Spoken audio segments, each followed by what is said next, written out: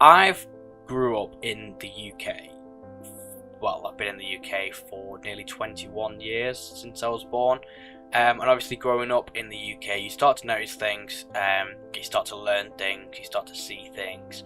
You have different opinions to other people, of course, but, you know, you just know things from your own experience. Now, this video, as you can tell by the title, is how I believe we could improve the UK. Now, obviously, this is not based on, let's say, statistics or anything. I mean, anyone can say that wouldn't work because of this, or I don't believe this would work. This is just generally my opinion based on empirical knowledge. Empirical, I'm pretty sure it means that it's gained from my senses, not like an objective sense. It's definitely just from a subjective sense. I mean, some of this could be objective, but I'm basically just saying that any of the information that I use now shouldn't be quoted. It's just how I see things and how I've experienced things as I've grown up. So firstly, one of the big problems I've noticed when growing up is people on benefits. Now, I have been on benefits myself in terms of job seekers allowance. Of course, when you're not in a job, it's very difficult to get back in one if you're not on the computer looking for a job 24/7. So when you are in a job and you're paying your you're paying your taxes and you're doing your bit, it's a bit irritating for a lot of people, as I've noticed, that people on benefits that have been on benefits. When I say people on benefits, I don't mean people who have just fell out of work recently and have gone back into just fell off the job ladder and then got back onto it, and for that short time they were on benefits to support themselves. That's not what I mean. I mean people who are on benefits for a long time, claiming certain like child support or disability allowance when they're not disabled. Obviously, disabled people, it's going to be a bit harder for you. So people who are on benefits who have been on it for a long time, and there's nothing really wrong with them. Anyone normal would be able to go to them and say, well, clearly there's nothing wrong with you if you can do that. I think my fix to that, as I see it as a big problem, is either they should be made to do community service, in the sense that if the government, we are paying to give these people money based on other employed people's taxes, they should be made to add to the productivity of the workforce. In terms of community service, it could be one of them. So whether that's going out into a group, you go like a group, a team leader, and it's select, it could be random, and the random generated group gets sent out. It's like, okay, today your work is go to the local park and you are going to clean up the park, and you're going to pick up litter. Something as simple as that. I mean, it's not exactly hard work, and it's not exactly that you don't need to be that skilled to be able to do it. You just go and get a litter picker and go and pick up litter in a park. You could paint benches. You could paint walls where people have graffitied on them. I mean, if it's nice graffiti, then I don't mind as much, because some graffiti look quite cool in the area that it's in. It's like modern art, isn't it? I mean, stupid places where it's like a penis or something, and obviously, but some of them do actually look quite cool that people have done. So just places where it shouldn't be really. These people that do actually pay taxes should be able to reap the benefits of living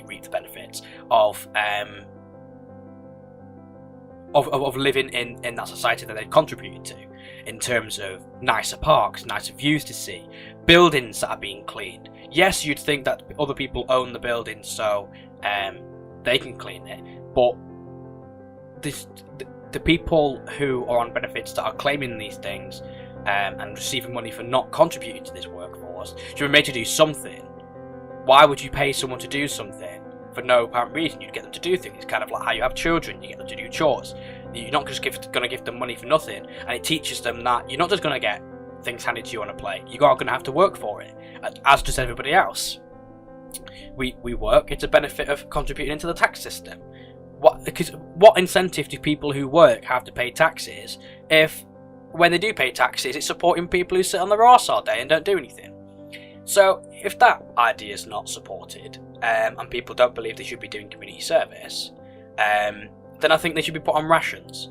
And by that I mean, a friend of mine, when we had a conversation, said that they should be given tokens, and I said no, I don't think they should be given tokens, because that gives them choice, and I think that's too open, to be honest. I think it should be something that's quite degrading, that pushes them off it.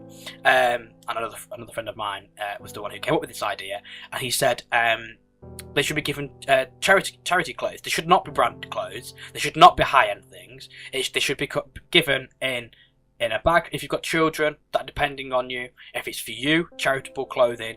By charitable clothing, I don't mean like obviously clothes that would go to the charities. I mean bog standard, really cheap clothing. They should be given local food. So if they shouldn't be given monetary value, let's say. So they shouldn't be given, say, £300 a week. I mean, that's a bit much, isn't it? £100 a week. I don't think they should be given money. They should, if they're living on benefits, they should be given a council provided place, which usually the rent and gas and electric and things are paid for anyway. And the food that they receive there should be provided as well. But they don't receive any money. So they won't be able to go out. They won't be able to have all these luxuries, because it's either one or the other. Either you do the community service and you turn up, or you go and get the rations, which are delivered to you by it. See, this in itself creates jobs for people as well. The deliveries for these rations, the team leaders for the community service, the people who look after them, the people who. The thing is, also with the community service, is when they're actually using CVs to try and when they're actually looking to get a job, they would have skills on there. You could put them into like little training sessions, and it could be different every week. So they go to a park to clean up, they do painting and painting benches. This is all experience of things that they've done. They've managed to work as a team. In a way, they've not just been sat on their arse browsing through jobs on job websites that they're told to do. They're actually gaining some skill, some experience in doing a job, and it may not be the best job, but at least it's better than nothing. See, a lot of problems with people not getting jobs is because you don't have the education and training, and also the main problem is they don't have a good work ethic. They think they're too good, and they're too proud to do these jobs, and it's a lot of the problem with immigration. I've noticed it's like immigration isn't a massive problem. It really isn't. They're coming over here to do jobs that we are, for us, for whatever reason, our own British people aren't deciding to do, and it doesn't really make sense to why people don't want to do them. I think it's just pride, to be honest, and these people will just get down and gritty and they'll just sort the work out, and that's kind of what we need. We need a bit of more work ethic. We need, a bit of invigoration.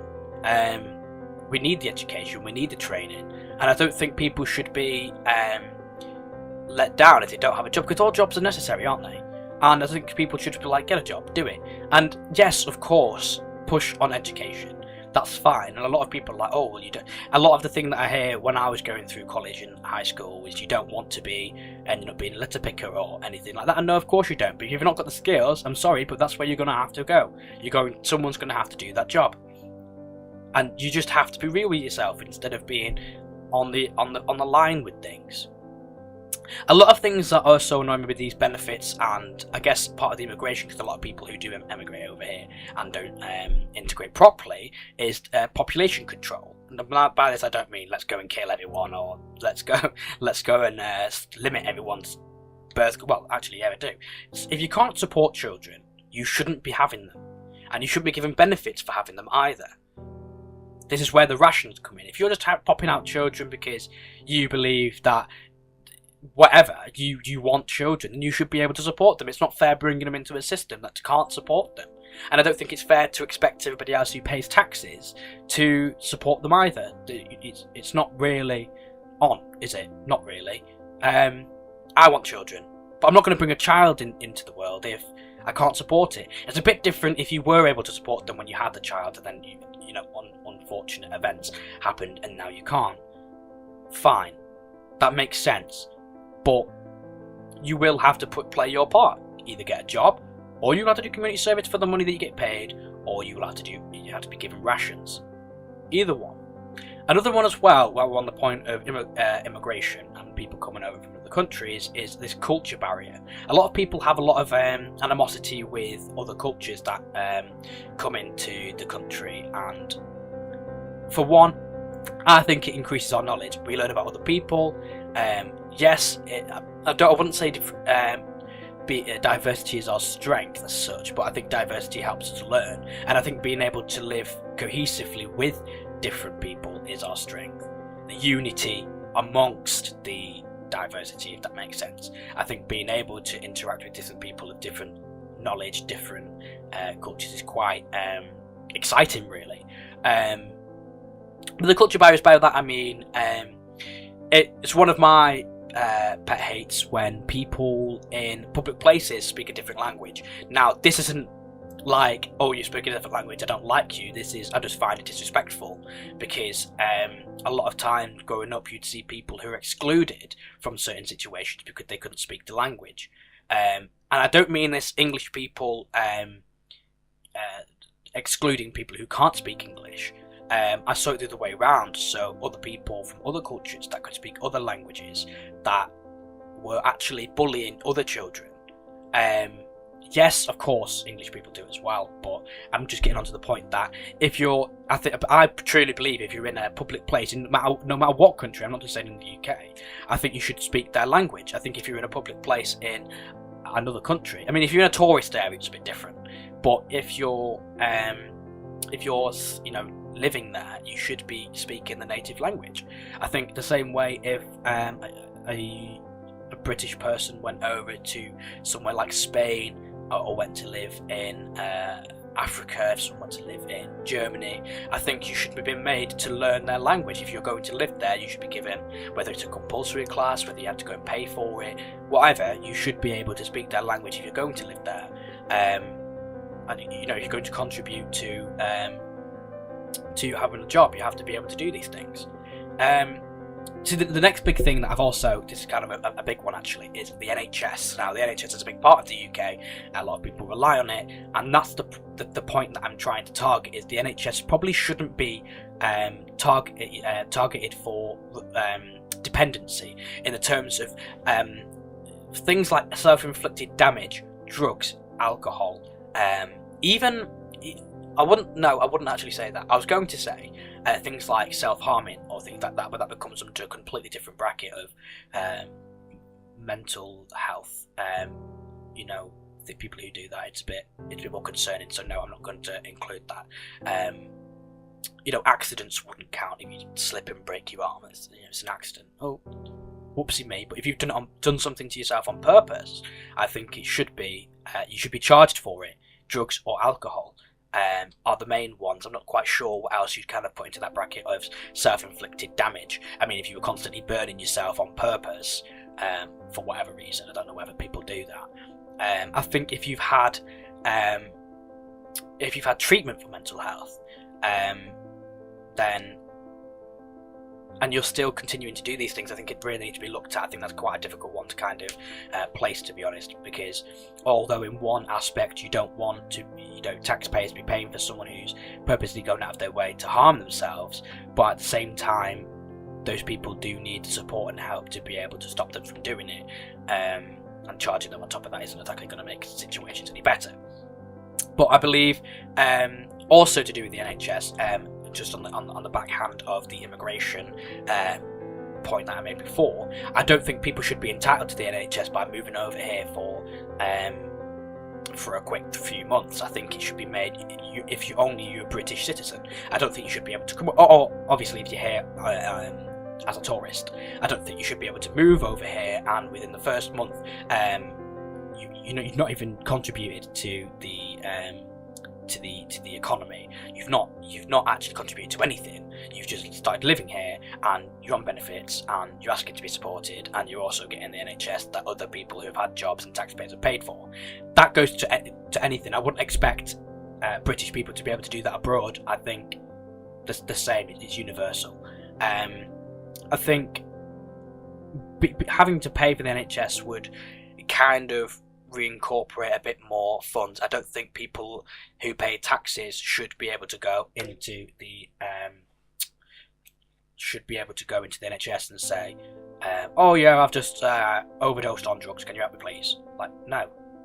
I mean, yeah, the person who does that may have a job as well and may have contributed, but regardless of whether they contributed, it's not fair to use resources that everyone's contributed towards paying to support you because you're an idiot and decided to overdose on drugs. Obviously, different scenarios can come out. One of my friends turned around and said, "Well, what if they were forced onto drugs? What if they were abused?" And obviously, that comes into different circumstances. If you were abused, you go to the police. You go and get that reported. If you haven't reported it and you're trying to claim that someone's forced you to do it, then it's a bit one-sided, isn't it? You can't really claim that someone's forced you to do it, but not go and report that person. You're kind of in shit street. You either report the person and get them not only to help you, but to help them. Hopefully, they can be rehabilitated in terms of this abuse that they're trying to give out. Hopefully, they can sort them out. Moving on from that, where the money actually goes in terms of things like infrastructure is a good part as well. See, I've noticed a lot of things like transport. They're doing roads in Manchester at the minute. Regent Road near Salford is getting expanded, I believe. They're doing a new building. I think it's an arts building. I'm not sure whether it's a gallery, whether it's. I do believe it has an auditorium on it. But yeah, things like that. So they're investing into things like leisure. Rewarding these people for paying taxes. I think we should improve things like the Department of Transportation. So we should get better transportation. We've updated in terms of we've got these better cycle lanes. That's about the only thing that I've seen that's actually improved in the last 10 years. Why have we not invested in things like, I think it's the Japanese that had it, the bullet train, and that goes extremely fast. And I understand things like, who owns the train lines and things like that, who's going to allow a train that goes on that fast, but someone's going to have to put something in place, because otherwise we're just going to stay in, a completely different era when people are modernising and getting up to date. I mean, there was a concept that I saw as well, this ties in with a later point I'm going to make about pollution. There's these things called, I don't know what the actual name of them, but I call them tree towers. And it's basically a skyscraper, but each floor is open. It's not shielded like a house is with walls. It's open. It's not walled. It's only got the floors, and on the floors are like parks, but like it's kind of like a botanical garden. It has trees and plants and things on them, and I think not only do they look really, really nice, in terms of having floor space for things, and we keep constantly taking away the greens, taking away park space, we can actually keep it by making it vertical rather than horizontal. And I thought that was a beautiful concept. It kind of keeps the beauty there. It will look really nice, and it also will help towards pollution, trees and plants and things, taking out the CO2 out of the air. I think it'd be really nice. So moving on to pollution, there's a lot of pollution in terms of cars and things and planes, and how we try to minimise that is quite I think important, because it's not only eyesores to people when they can see CO2 emissions flying everywhere. It's also things like, for example, lakes and things. Like I know in Salford, the water near Media City is quite a bit not very nice to look at. It's quite ugly. And I was thinking, surely there's some research that can go into reducing this CO2. Like, we can make all these mad things, but we can't reduce the one thing that is causing harm. Whether there's a microbacteria that we can put into exhaust pipes for cars that reduces CO2. I mean, regardless of minimally, surely over the millions of cars that we probably have in the UK, that must be able to reduce it somewhat. even if we did this to things like planes. Surely it's a solution that we can use that's organic. I think I saw a video on Facebook somewhere where someone used a solution and put it into the water and managed to clean a whole lake with it. Yes, it cost a lot of money, but this is where we need to kind of circulate the money properly and be able to put the money into things that maybe instead of things for the short term, actually use it for things in the long term, so we can actually improve things overall. I mean, just increasing overall productivity, because I mean, going back to the infrastructure, going back to the people on benefits actually contributing to the system, I think that will really help things. And I think being able to have better transportation so people can get to these jobs, people moving around, it should just be a lot easier. And talking about things like movement of people, it kind of brings me on to Brexit, because Brexit is the main thing that's happening in the UK at the minute, and I think Brexit, in terms of moving people around, we're going to have less of that now, aren't we? Because we're not going to have free movement of labour, and people believe that it's going to stop immigration. Probably not as much, because we're still going to have things like asylum seekers and people moving around. It's not exactly going to limit it. People are moving here for the NHS, really, not probably because of the agreements that we've got with the EU. Getting more specific on Brexit, I think it definitely should have been more informative.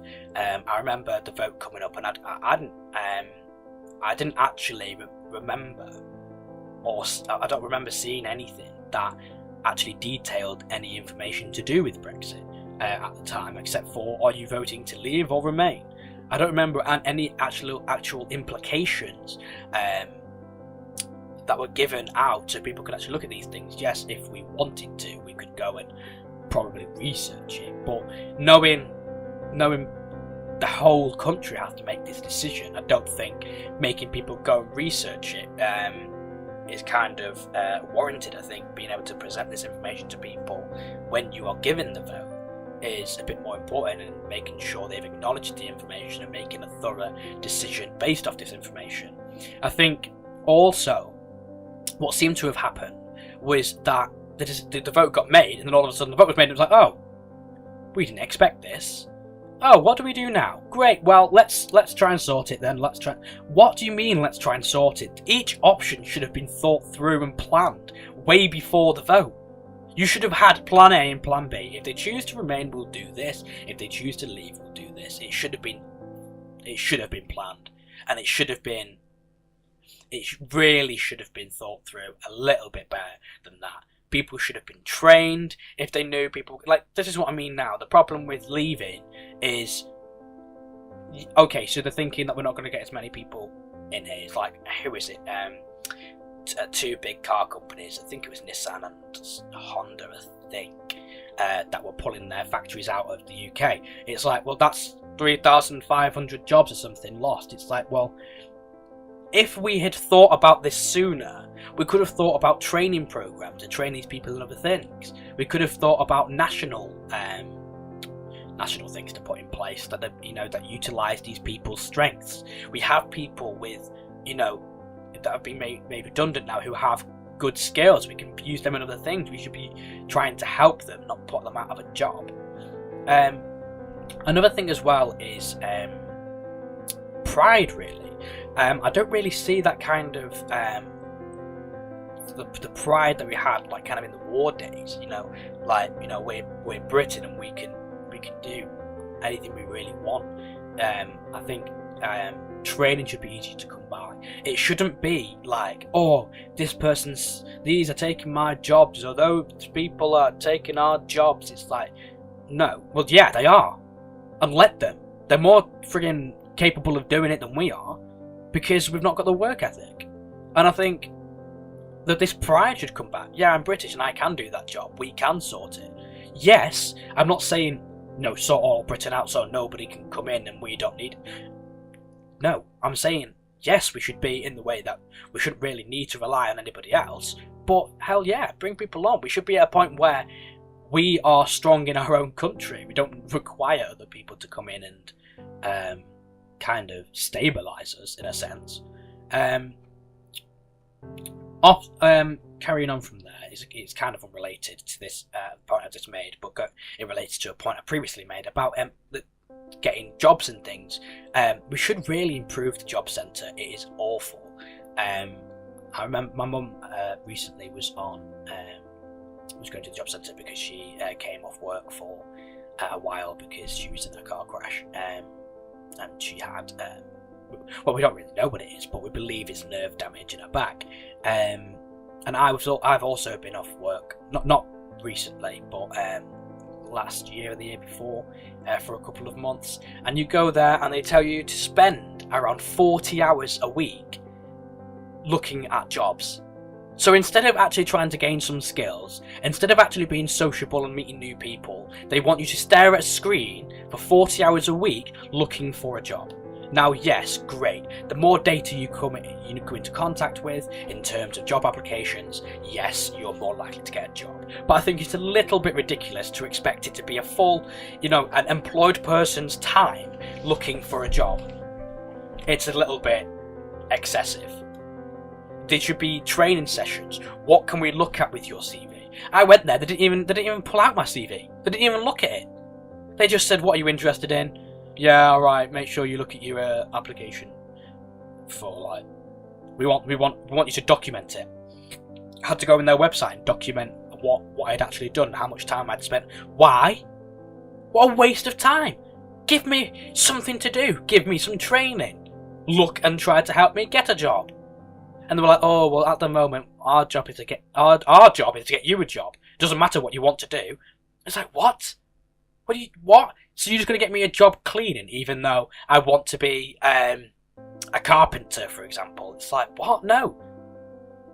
Try and help me get a job that I want. I know that's the whole reason I'm unemployed, because I can't find a job that I want. Give me the skills, point me in the right direction, help me out. It needs to be sorted. I'm not saying I've got all the answers and I know the solution, but it should be surely a little bit better than this. We just really need to circulate the money properly and just clean things up a little bit. I mean, there's a lot of money wasted on the welfare system. There really is, in terms of supporting people that just shouldn't be supported. It's just, it really is awful. Another thing as well that's unrelated to the economy is that the government shouldn't be too involved in the bring up of children in terms of things that depend on opinion. So things like social ideas, things that relate to society, with false facts. I've noticed a lot of teachers try to force students to accept ideas about society that they shouldn't really be pushing onto them. And although they believe it to be correct, it's not necessarily correct, and the ideas that they're pushing forward aren't true.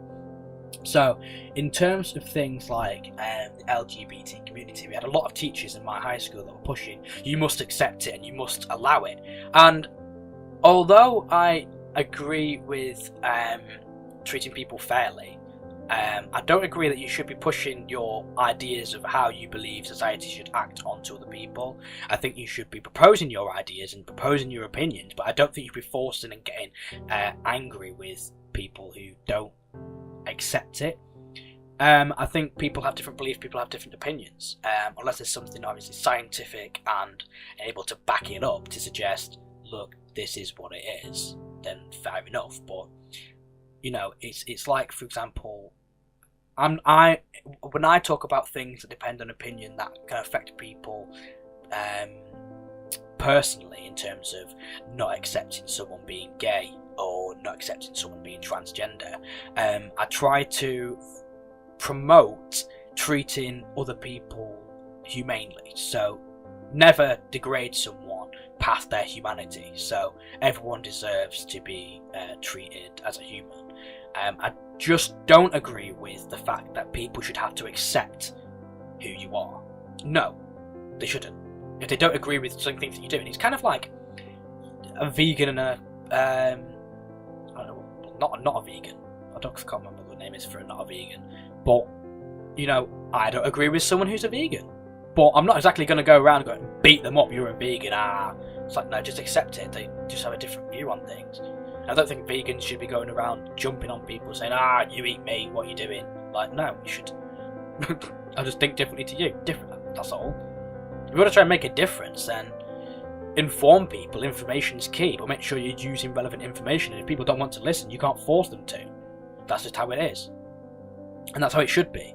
I don't think schools should be getting involved with things like this, like teaching this is okay, this is not okay. It's like, well, to be honest, I don't really want you teaching my child what you think is okay and what isn't okay. I'll deal with that, thank you. And I think parents should be allowed to deal with their own children's ideas and how they want their children to be brought up. I think what should be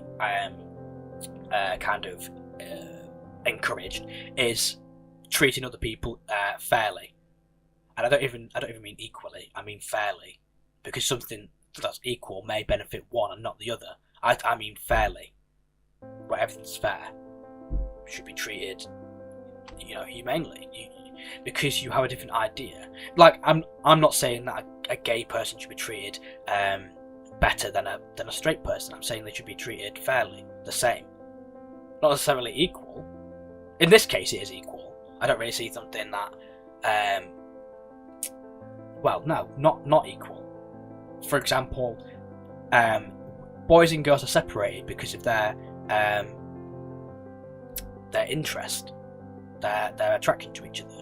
Does that therefore mean that a gay person should be separated from the males because they're attracted to the males? It's like, are we still going to keep the male in the male changing room when they're attracted to the males? It gets a bit more complicated. And yes, that's equal, but I know a lot of people that would feel uncomfortable having a gay person in the changing rooms because they know that they're looking at them the same way girls would probably feel uncomfortable if a straight male was in the changing room. It's just how it is. And fairly would be separating them, not having the gay person in the male, but treating them equally would put them in there. But is that fair? Is that okay? It just depends, doesn't it? I think another thing, rolling off the bat to do, just kind of going off the idea of schools, is child discipline. There should definitely be harsher consequences for children, and I'm not talking beating your child, that's not what I mean. I mean, for example, my younger brother is autistic, and when he was around 9 or 10, he was getting bullied by people in our local area, coming around in bikes, coming around in groups, and they were just... My brother's not severely autistic, he's only a little bit, because obviously there's a scale and things, he's not that far onto it, but he has some of the qualities, and one of the things that he can't get with is he doesn't understand jokes, and he doesn't understand people's kind of reactions to things, so especially aggression. He's not very good with dealing with aggression, and when we tried to... I had to confront one of them because they wouldn't leave him alone, and we phoned the police to try and deal with it, because obviously as an adult you can't go out and hit a smaller child, and you can't really do anything without their parents getting riled up, and then you both end up getting into an altercation to do with children. And it's like, well, who's going to teach that child how to act properly? Who's going to reprimand that child? And the answer is no one. No one's supporting that child. We're just expected to expect the parent to sort it, and if the parent's not sorting it, what do we do then? I do believe that there should be a system in place, open to suggestions of what they could be, but I do believe that there should be a system in place, whether it's in a school. I mean, detention does a lot, doesn't it? Like, you just go to detention, it's just laughed about. But yeah, I think something should be put in place to be able to... I don't mean to just tell the children off, I mean to support them. Someone needs to be able to direct them in the right way, and if their parents are not doing that, I don't think it's fair that the child should have to suffer because of actions that the parents have made. I think they should be supported. And however that's done is something else that you'd have to look into. But that's my views on it. So that's basically everything. That's how I feel about certain problems that I've seen in the UK from my experience. If you have any opinions on these, comment about them. Like the video if you enjoyed some of these, like it if you related to some of them. Do post your thoughts, because your thoughts also help me to understand different viewpoints and help me to learn as well. Yeah, Let me know if there's anything that you'd like my opinion on. Hopefully quite big things. I like thinking about things in general. But that is going to be all for this video. Hopefully we'll get another one out by next week. So, bye bye.